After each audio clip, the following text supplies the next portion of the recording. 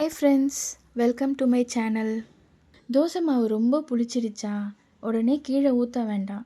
நான் சொல்கிற அந்த 4 டிப்ஸை ஃபாலோ பண்ணி பாருங்கள். டிப் நம்பர் 1, ஒரு பிஞ்ச் பேக்கிங் சோடா 2 கிளாஸ் தண்ணி ஊற்றி அரை மணி நேரம் தனியாக தட்டு போட்டு மூடி வச்சுருங்க. அப்புறம் மேலே நிற்கிற தண்ணியை மட்டும் ஊற்றிட்டு தோசை செஞ்சு பாருங்கள். அதில் இருக்க புளிப்பு தன்மைலாம் போயிட்டு நல்லா தோசை வரும்.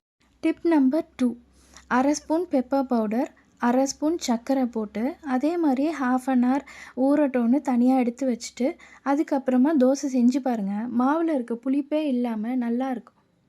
டிப் நம்பர் 3, அந்த புளிச்ச மாவில் பச்சை மிளகாய், ஆனியனு, கருவேப்பிலை, கொத்தமல்லி எல்லாம் நல்லா சாப் பண்ணி போட்டுட்டு ஒரு பேனில் எண்ணெய், கடுகு, உளுந்து போட்டு அது நல்லா செவந்ததும் அந்த தாளிப்பை எடுத்து இந்த மாவில் ஊற்றிட்டு அரை மணி நேரம் கழித்து தோசை சுட்டு பாருங்கள். அவ்வளோ டேஸ்டியான தோசை உங்களுக்கு ரெடியாகும்.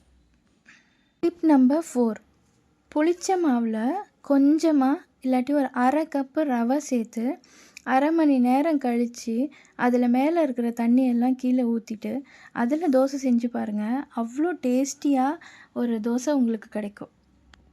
தோசை மாவு ரொம்ப புளிச்சிருச்சுன்னா என் டிப்ஸை நீங்கள் ஃபாலோ பண்ணி யூஸ் பண்ணிக்கோங்க. அதே மாதிரி எக்ஸ்ட்ரீமாக புளிச்சிருந்தா தயவு செஞ்சு யூஸ் பண்ணாதீங்க. அது நம்ம உடம்புக்கு தான் கெடுதல். இதே மாதிரி யூஸ்ஃபுல்லாக நிறைய வீடியோஸ் போடுறேன். தேங்க்யூ.